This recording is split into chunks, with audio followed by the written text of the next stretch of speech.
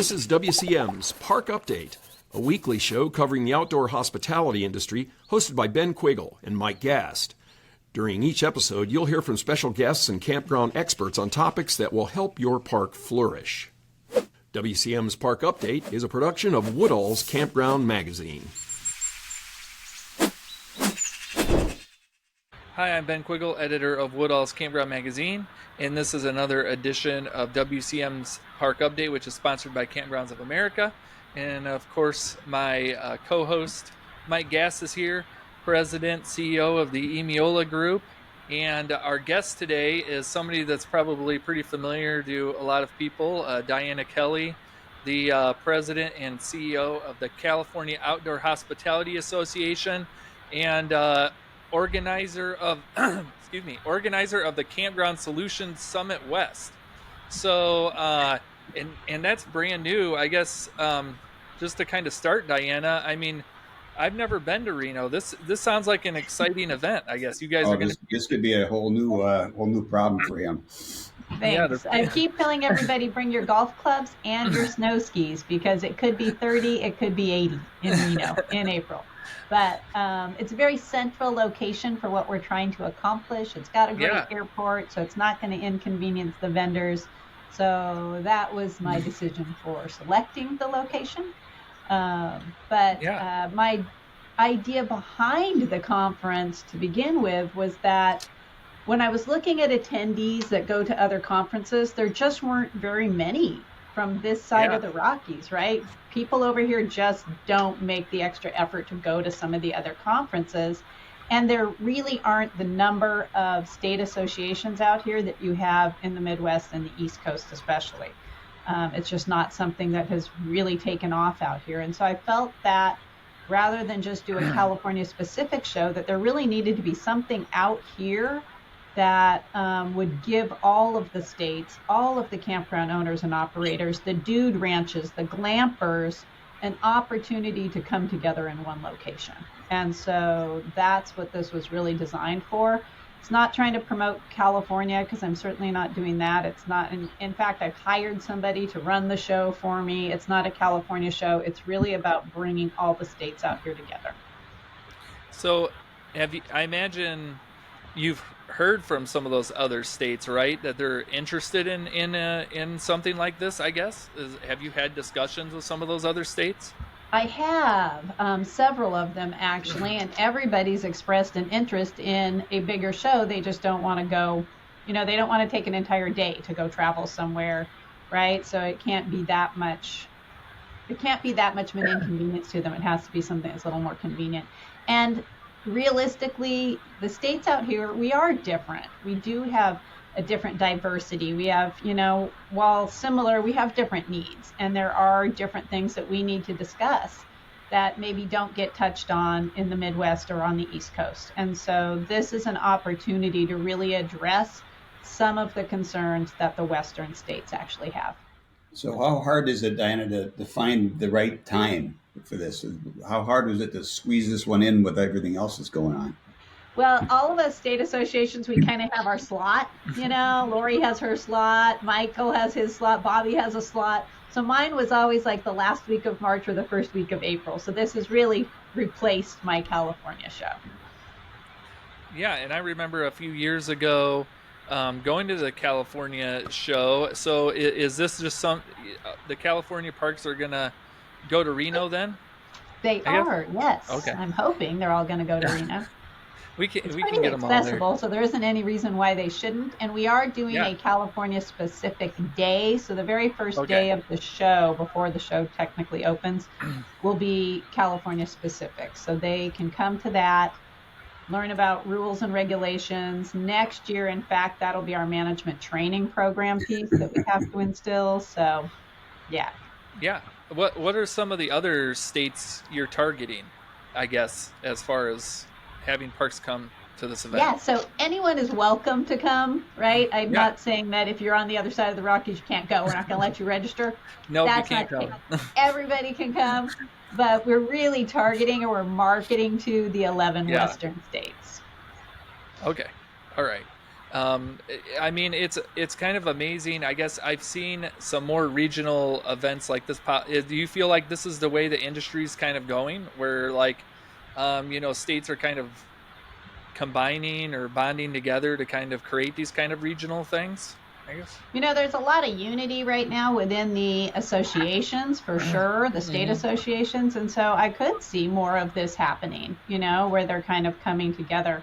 So it's a lot of work. It's a lot of time. It's a lot of energy to put something on just for one state.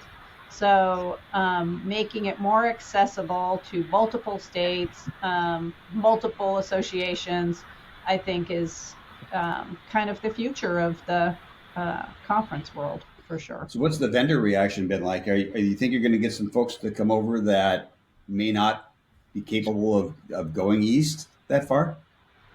Well, and actually, I've been getting parks all the way over on the East Coast, not parks, vendors from the East Coast, even with cabins and things like that, saying that they want to come. So I think because there's never been an opportunity for them to target this many states out west at one time, right? It's really hard. This is a big area with a lot of, space in between. It's hard to get to different locations. So having everybody here in one spot has been really attractive for the vendors. It was actually the vendors that made me consider doing this to begin with. So many of the vendors came to me and said, gosh, if there was just a show out west, we have a hard time marketing to all those states. And so that was kind of what spurred it on, for sure. I know you're, kind of initially in the planning phases for this. I guess, what are some of the things that you're hoping to have at the conference, I guess? Yeah, so we start out with our California specific day. The other state associations, Rivers and Rockies and the Arizona Association, are also looking at hosting individual state meetings that day as well. Then we have our reservation software panel, where we're bringing in 8 different software vendors to sit on a panel and discuss the industry, not their products. And after that, we'll have a reception. They can break into different locations of the room and set up their own table and talk about their own products individually at that point. We also have the Forest Service coming in to talk about public-private partnerships. The U.S. Forest Service is really interested in finding people who want to lease Forest Service land and build more campgrounds and be able to operate them, so that the Forest Service isn't having to operate them, or take on a campground and lease the land and build the campground there. So they will be there talking about that. And as you know, in the West, that's huge, right? So we have a lot of that.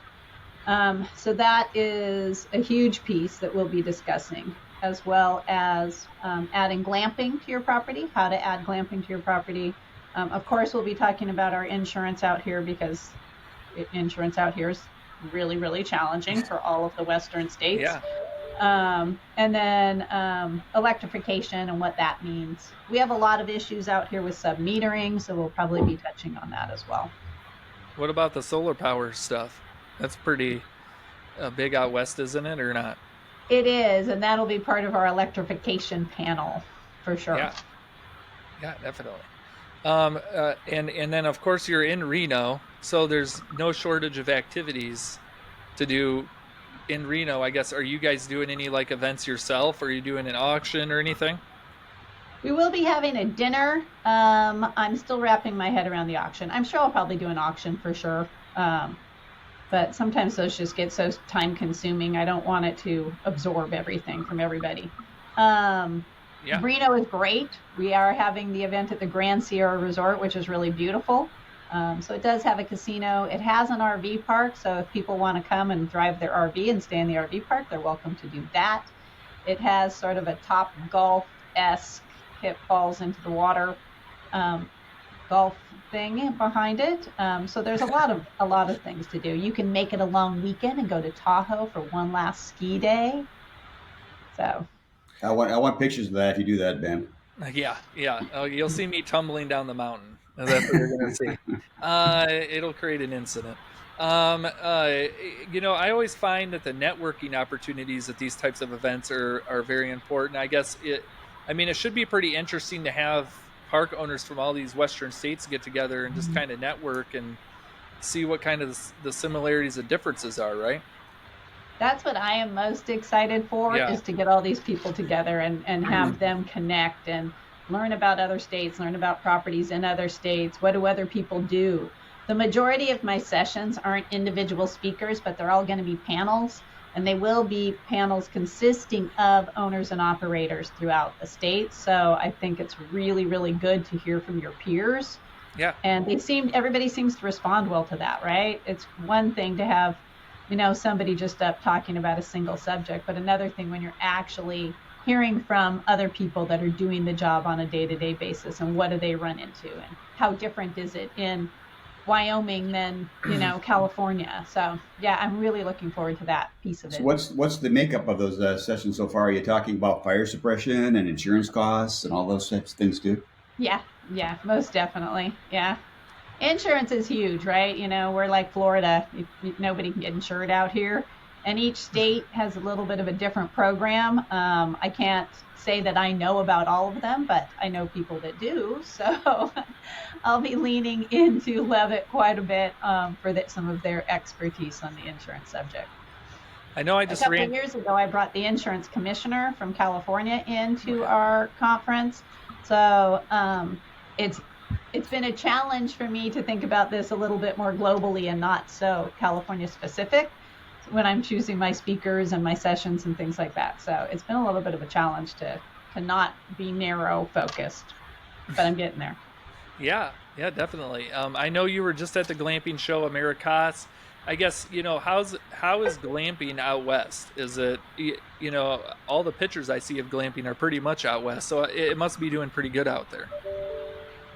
It is. I mean, I think overall, as you probably know, camping has been down anywhere from 20 to 40%, and our glamping locations are no exception, right? We've been hit really hard, whether it's the economy, the election. I don't think it's gas. Even our long-term stays are down pretty significantly out here.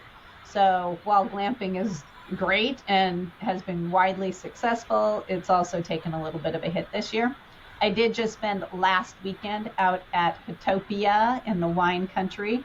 So it was my first time actually staying in a safari tent. So it was super interesting because I'm such a hardcore camper. I found myself in this gray area. Like, am I camping? Am I not camping? What am I doing?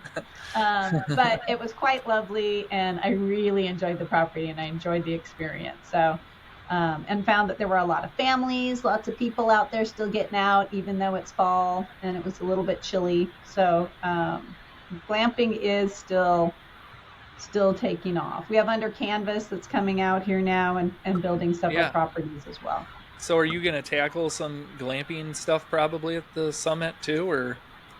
Most definitely. We will have a segment on adding glamping to your campground or your RV park, and how to do that. What's that return on investment look like?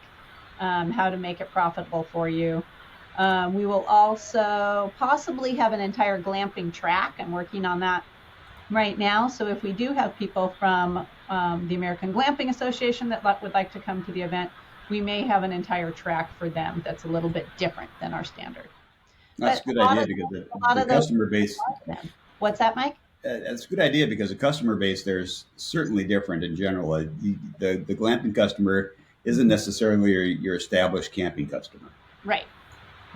And some of the, the insurance, the public-private partnerships, right? Some of those things will apply to everybody, but then they have their own unique, topics that they need to discuss that are a little bit different than ours. How do you get a glamping location started? What about financing? And even some of those things are, can bleed over into, there's blurred lines between the segments, but yeah. Definitely.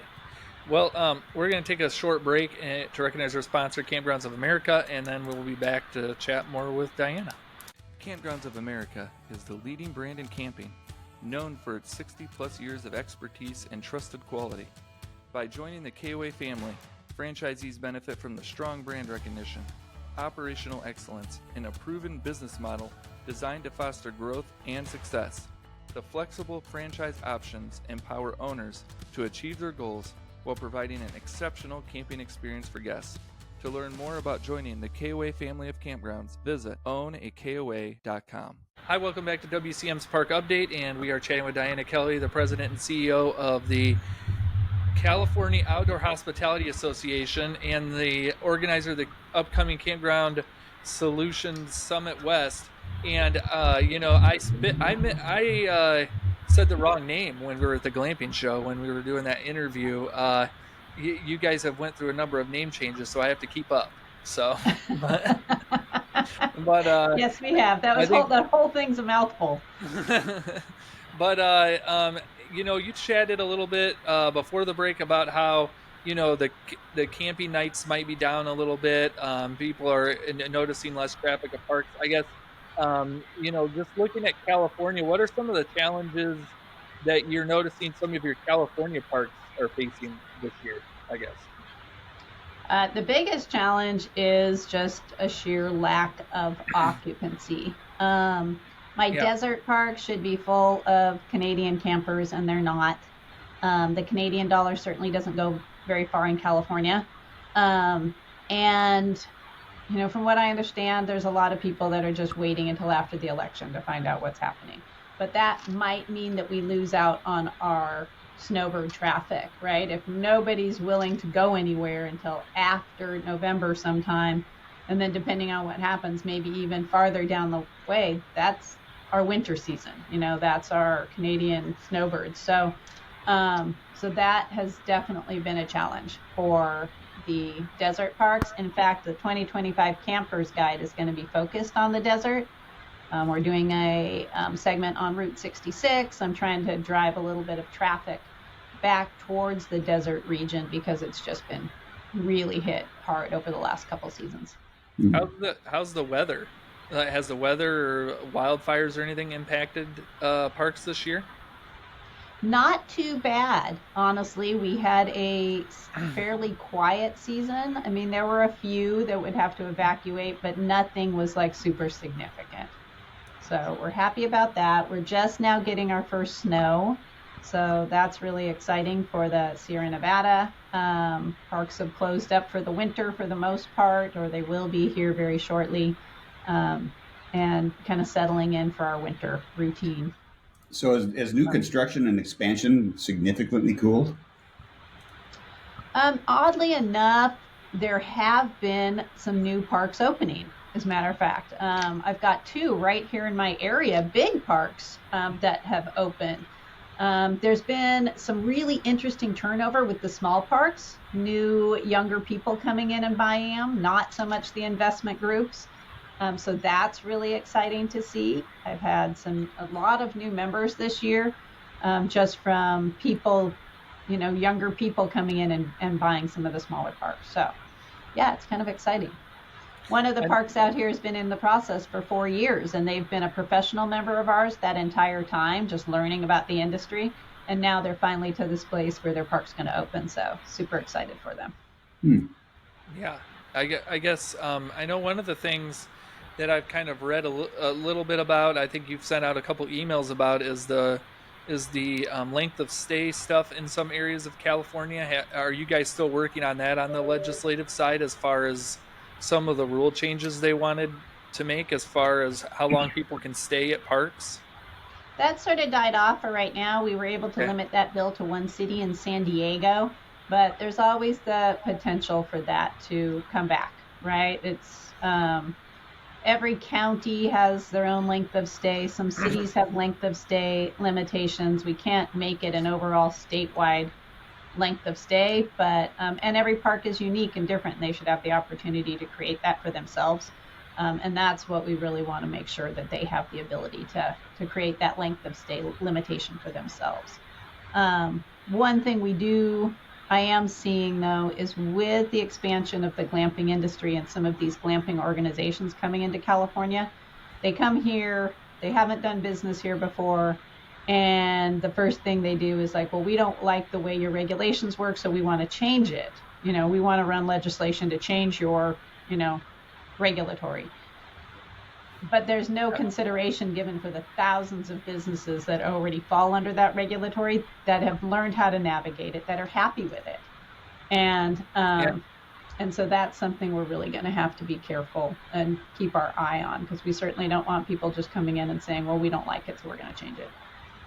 I don't know. To be honest, I don't know how you stay on top of everything because, we explore. There's so many national issues, and I know you went to Washington D.C. in the early summer, spring to tackle some of the national issues with the RV Industry Association. But then California just seems like there's stuff going on all the time. It's definitely one of the states where it seems like there's new things being introduced or I know they had the hip camp thing a few months ago. I just don't know how you stay on top of everything. It's interesting that you say that. I had a conversation with Michelle Oliver yesterday on her Talk About TV, and one of the things I mentioned was that it's always this time of year when the associations are trying to collect dues, and the parks are like, we didn't have enough business, I don't think I want to rejoin.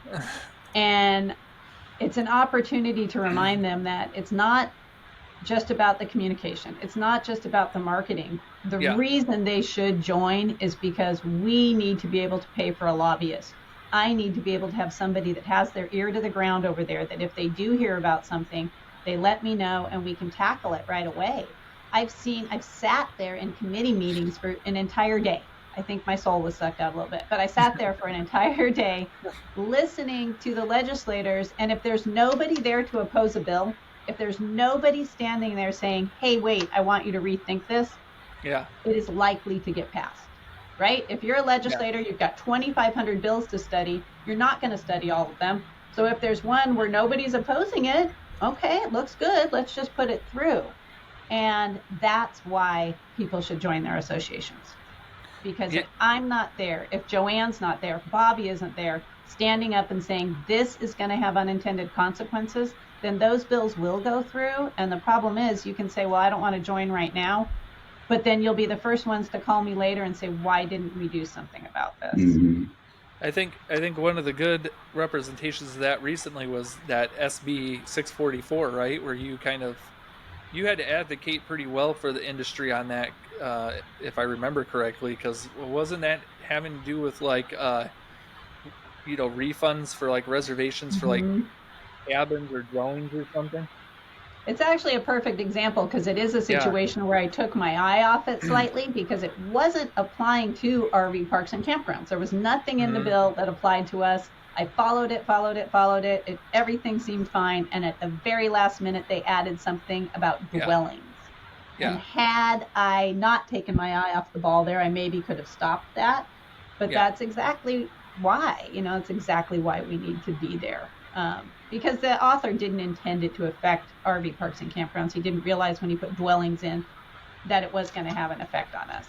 But those are some of the unintended consequences of those bills that get passed without somebody standing up and saying something. Yeah, definitely. And there's good representations all across the country of what happens when people don't have good advocacy efforts for certain things. So it's always great to have somebody there fighting for your interests, I guess. I get, looking to 2025, what are some of the things that the association is going to be focused on in the next year or so? Watching a lot of the legislation, making sure that, like that AB 1472 that ran in San Diego, making sure that doesn't get expanded statewide at all. Making sure that our Special Occupancy Parks Act stays protected and that my parks that fall under that legislation that understand it and want to work within it still have the ability to do that. And then my other goal is really to, try to help the parks get some more business, to try some different marketing tactics, work with them on campaigns that might promote their parks, and see what I can do about engaging with, with the Canadian RV associations to bring people down here. So, trying to get some more occupancy and making sure the parks stay protected for sure.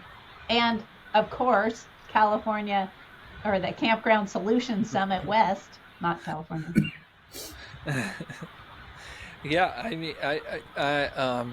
It's been an interesting year. It'll be really interesting to see what happens after the election and to see what 2025 holds.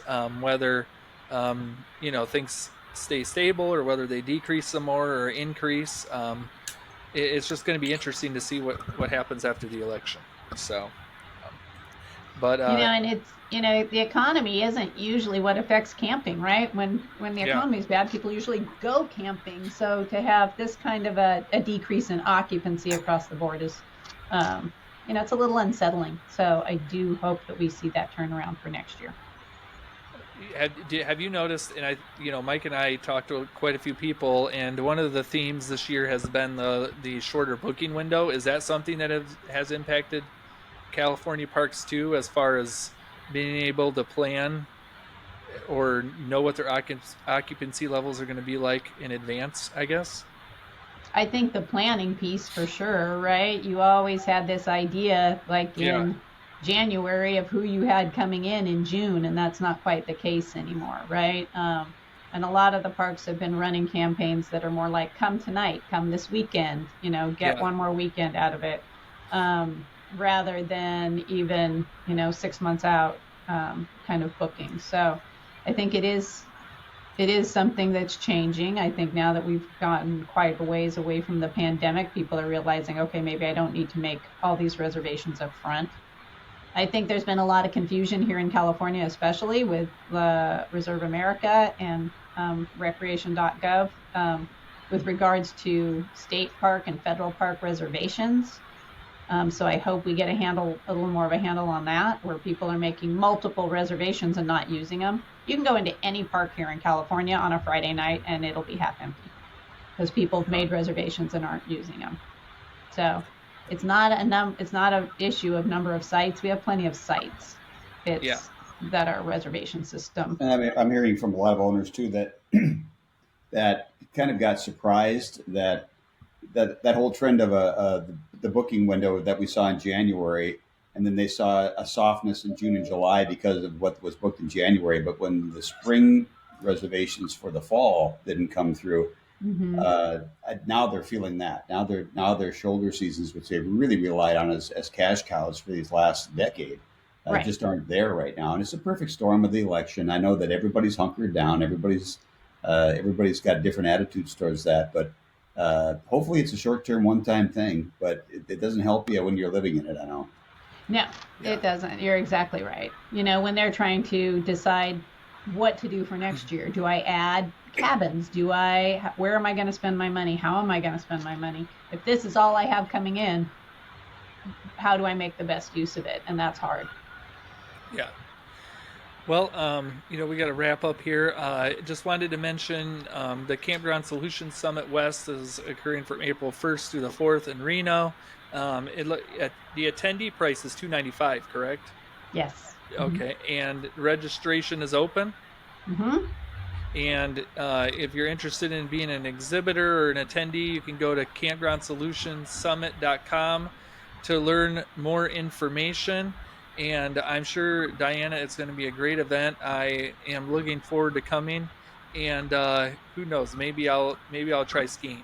So if the weather's good, I should probably just stick with the slot machines. But we'll see. Let me know if you do, Ben. I want to take that insurance policy out and just have one weekend. Yeah, Mike, you should really come out. Come to Reno in April.